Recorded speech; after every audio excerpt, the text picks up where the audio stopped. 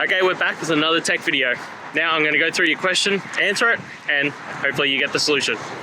Now remember to stay just a little bit crazy like me, and you'll get there to that resolution. Alright, let's continue on to the video.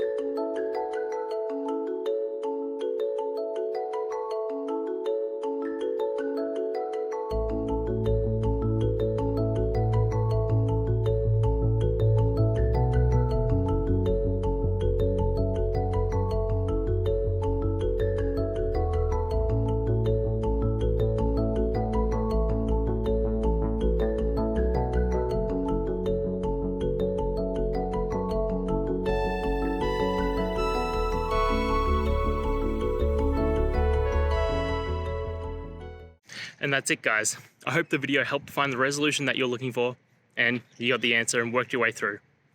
If you did, please hit subscribe. I'd really appreciate it. And until the next time you need technical help, I hope you have a good one.